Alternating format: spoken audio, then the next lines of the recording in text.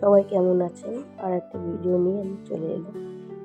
সকালটা শুরু হয়েছিল একটু তুলসী মধু রস দিয়ে। আমার যেহেতু গলায় খুব ব্যথা হয়ে উঠেছে, কাশি হচ্ছে, ঠান্ডা লেগেছে, তার জন্য ওটা আমাকে দিদা বানিয়ে দিয়েছে।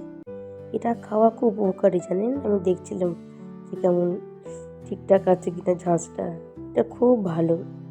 যাদের যাদের অসুবিধা হচ্ছে এই টাইমটাতে, গলা বসে গেছে, ঠান্ডা লাগছে, সর্দি হচ্ছে, কাশি হচ্ছে, তারা তুলসী পাতা, আদা, মধু বেটে একসাথে এটা খাবেন। খুব উপকারী, খুব তাড়াতাড়ি কাজও দেয়।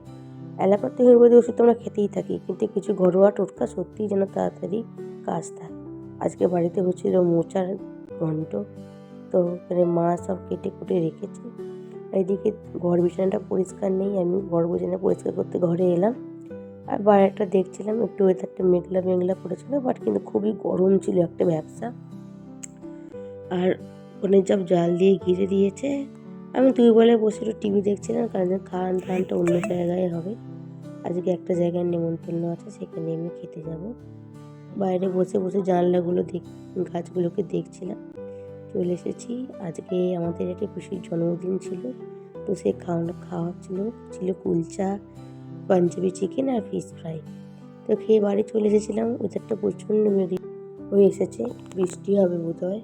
বৃষ্টিটা হলে খুব ভালো হয় জানেন, প্রচণ্ড গরম, ভ্যাপসা গরম পড়েছে। আর এদিকে গাছগুলো সব শুকিয়ে যাচ্ছে। আর এই গাছটাতে ছোট্ট ছোট্ট পেঁপে ধরেছে। আর এই যে এগুলো কী ফুল বলে, এটা আমার কাছে দু ধরনের আছে। এইটা বাবা নিয়ে এসেছিল নার্সারি থেকে, আর আমার কাছে একটা গোলাপি আছে। এইটা আমাদের বাড়ির আরেকটা গেট, এটা রং করা হয়েছে।